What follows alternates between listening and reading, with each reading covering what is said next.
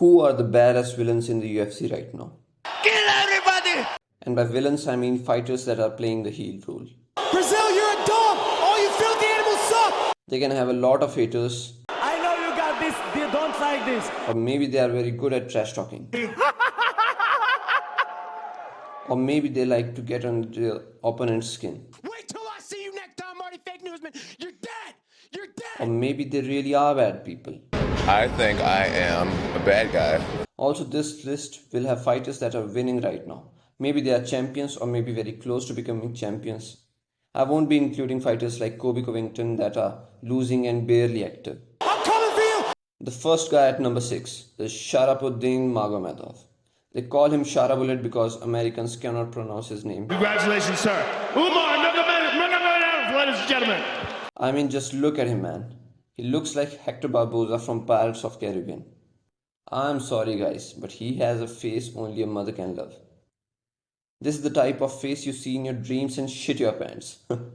If I see this face in my dream, I will have to change my bed in the morning. I will wet my pants. He has the look of a Hollywood villain. He fights like a taken character. Sometimes I think he's even real.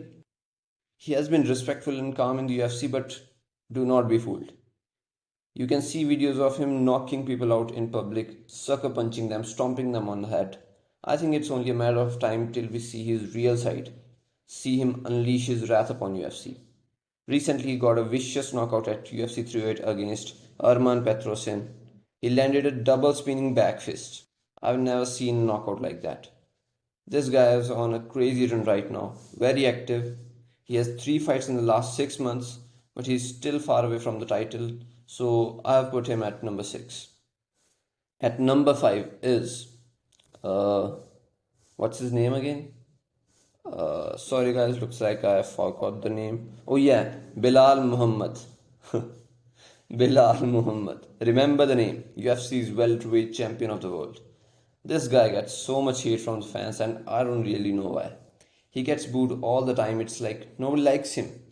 Even the fighters hate him, like they really hate him. Conor McGregor, Illia Topuria, Dricus Du Plessis, all 3 were dissing him on Instagram a few days back. Brother, 2 current champions and UFC's biggest superstar, all 3 teaming up to diss on my boy Belal. This is some next level shit. I think mid-career he realized he will not be loved fan favorite guy. It's very difficult to change the fans' opinion about you once it's set. So he decided to go full heel. He started talking shit. Not only to the fighters but also the fans. Tomorrow night, cry about it! It's over for you guys! England's gonna lose again! A lot of people don't want him as champ, but trust me when I say this. It's better to have Belal as champ rather than Leon Edwards. That's 10 fights in a row. Leon is neither loved nor hated. Nobody really cares about him. He's just a dull, boring British guy who had his one-hit wonder. Headshot dead! Headshot dead! He milked the shit out of it. Belal as champ is better. Like he's just better than Leon in every way. So yeah, Belal is my number 5 guy. At number 4, we have Illia Topuria. Illia Topuria. Oh boy, I know. Some people might place him at number 1. He's playing the villain so well. He knocked out Volkanovski and Max Holloway back to back. These 2 guys are loved so much, and obviously if you beat up the heroes, you become the villain. Also, he does a good job at promoting his fights. He walks on a thin line. He is respectable and disrespectful at the same time. He'll say something good about you first and then take a shot at you in the same line. Like he said, I'm a fan of Max Holloway, but then said after Saturday, you will be my fan. He's very confident. You can call it cocky and overconfident too. But it's always better to be overconfident rather than underconfident, right? He updated his Instagram bio to UFC champion a few days before fighting for the belt against Volkanovski. If he lost, that would have been so embarrassing. He risks it all every time.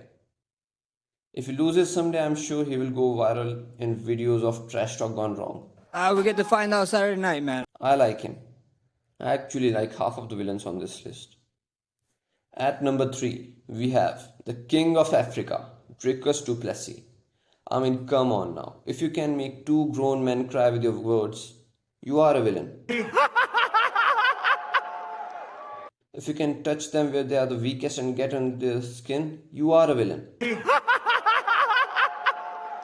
If you can manipulate the whole world into believing that you never said something, but you actually said it on camera and everyone can see it, you are a villain.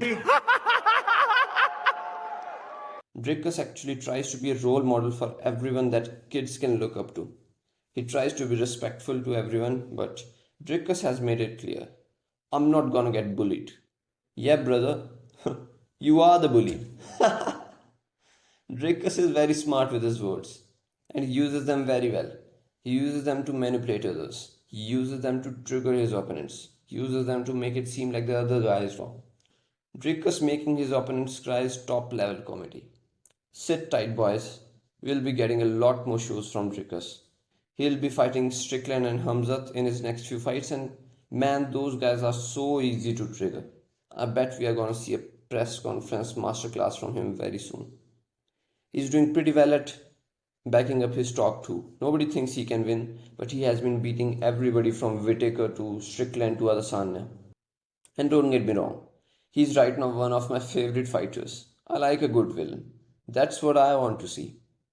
I have been rooting for him ever since he beat up Darren Till. After that win, I feel like I am African too.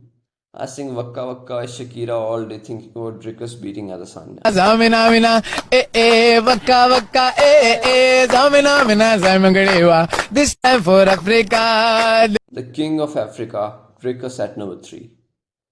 Up next, at number 2, we have the big bad wolf, Khamzat Chimaev. Khamzat has gone through a character arc, guys, from hero to villain, just like an anime character. He was actually very loved when he arrived, and everyone was jumping on his hype train.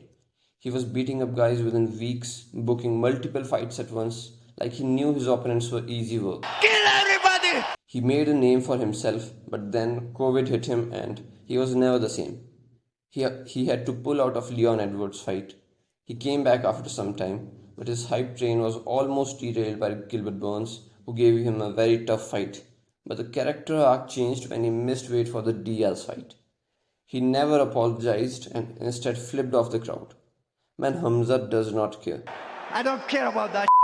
After that, he pulled out of Robert Whitaker fight and people started calling him weight bully, inactive, who has no cardio. People said he cannot be trusted, do not give him title shot.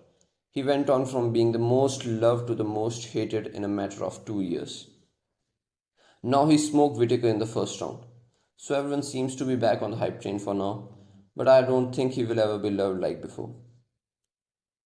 The baddest of them all, at number 1, we have none other than Jon Bones Jones. This man is a real life villain. I'll talk about that in a second, but let's talk about his UFC career first. He has been known for using malicious techniques that can do permanent damage to win fights. He'll use anything from eye pokes to oblique kicks that can destroy your knees. His only loss is via disqualification for elbowing his opponent from 9 to 6. Okay, I don't like the 9 to 6 elbow rule, but it is what it is. It is what it is. He's a known cheater, has been caught not once, not twice, but multiple times for steroid use. A lot of people don't consider him in the GOAT list because of this. Aside from all this, in real life also he has done some shitty things. I don't know how true these are, but this is what I have heard. He hid under the ring in his gym to avoid USADA from testing him for steroid use. He has been to jail multiple times. He keeps getting into trouble all the time. He assaulted his wife in front of his kids. I mean, he has done it all. And to top it off, he portrays himself as a hard-working Christian man. Jesus Christ! What Muhammad Ali was for boxing world, Jon Jones wants to be for the MMA world. But I think he has gone too far and he cannot return now. He can never be the Muhammad Ali of MMA world. He can win 10 more fights, but he can never be a real life role model. You can learn about fighting from him, but nothing else. He is a real life villain. Lately he has been getting some hate for ducking the interim champion Tom Aspinall, and he instead wants easy fight with old man Stipe Miocic. The list goes on and I can keep talking about it, so let's just end it here. Yeah man, that was my top 6 villains in the UFC right now. Let me know if you would change the list. Maybe you would like to change the order, or maybe you think I missed someone. Comment your villains list down below. I'll see you at the top.